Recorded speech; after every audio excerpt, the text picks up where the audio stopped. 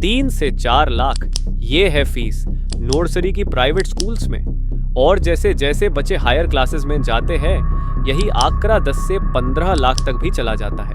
पर स्कूल्स तो विद्या की मंदिर है, तो ये मंदिर चोर बाजार कैसे बन गया? चलिए इन प्राइवेट स्कूल्स का सच समझते हैं।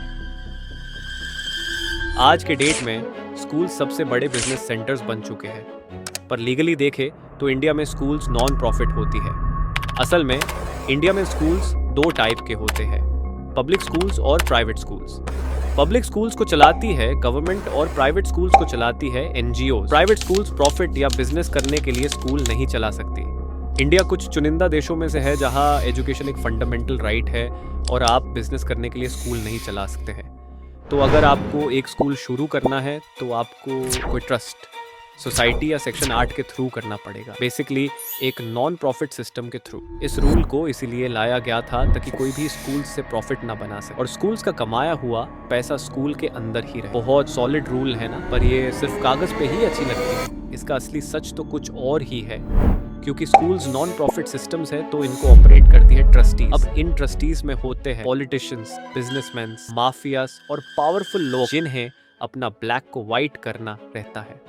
तो ये ट्रस्टीज साइड बाय साइड अपने दूसरे बिजनेसेस भी चलाते हैं। इन्हीं कंपनीज या वेंडर्स से schools infrastructure, hardware, software, computers, furnitures, uniforms और टेक्स्ट बुक्स खरीदती है एक हाई प्राइस पे और इजीली पैसा स्कूल सिस्टम से बाहर निकाल जाता है। इसलिए आपने देखा होगा कि स्कूल्स हर साल कुछ छोटी मोटी चेंजेस करके न्यू यूनिफॉर्म सेट लाती है और यूनिफॉर्म्स अवेलेबल सिर्फ सिलेक्टेड दुकानों में ही होती है, जिससे स्कूल्स की मोनोपोली बनी रहे।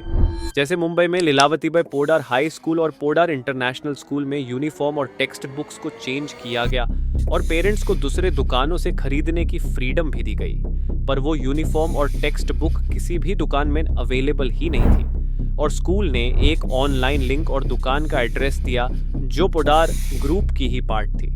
इन स्कूल्स का बस चाले तो ये बच्चों को आटा चावल भी स्कूल से ही खरीदवाना मैंडेटरी कर दे। नहीं तो आप ही सोचिए, एनसीईआरटी जैसी बेहतरीन बुक्स को छोड़ के ये स्कूल्स दूसरे पब्लिकेशंस की महंगी बुक्स को सिलेबस में क्यों रखती है? ये तो हुआ पहला मेथड स्कूल के पैसे को बाहर निकालने का। और एक मेथड है, स्कूल अपनी जमीन को लीज पे लेती है इन ट्रस्टीज के थ्रू। ये ट्रस्टीज अपने कंपनी के थ्रू हाई रेट पे जमीन देती है स्कूल को और ऐसे ही पैसा बहुत इजीली बाहर निकल जाता है। जैसे अभी कुछ महीने पहले गुजरात में एक ट्रस्टी के घर जब रेड पड़ी तो महंगी गाड़ियां, दुकानें, जमीन और स्कूल के नाम पे 10 करोड़ के लोन का आंकड़ा सामने आया। अब स्कूल्स हाई प्राइसेस को एक्सपेंस दिखा के अपनी फीस हाइक करती है। मेट्रो सिटीज में फीस हाइक 15 से 30% तक जाती है और ये ट्रेंड कोविड के बाद से और ज्यादा देखी गई है। इन्हीं रीजन से स्कूल्स एक प्रॉफिटेबल बिजनेस बन चुकी है और एक कॉमन मैन एजुकेशन के खातिर इस दलदल में फांसा जा रहा है। लेकिन सिर्फ प्राइवेट स्कूल्स जाना भी सोल्यूशन नहीं है, क्योंकि एजुकेशन सिस्टम की असली दिक्कत है हमारा करिकुलम। इंडियन स्कूल्स का सिलेबस आज भी रोट लर्निंग पे बेस्ड है, मतलब बच्चों को समझने नहीं बस रटने की आदत डाल दी जाती है।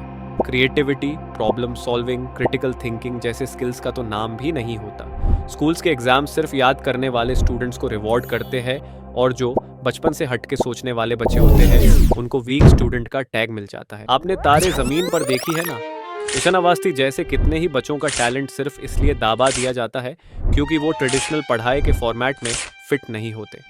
हिच की मूवी भी यही दिखाती है कि एजुकेशन सिर्फ रट्टा मारने तक सीमित नहीं होनी चाहिए, बल्कि हर स्टूडेंट की यूनिक एबिलिटी को समझना और नर्चर करना चाहिए। रियलिटी ये है कि इंडिया का एजुकेशन सिस्टम आउटडेटेड है।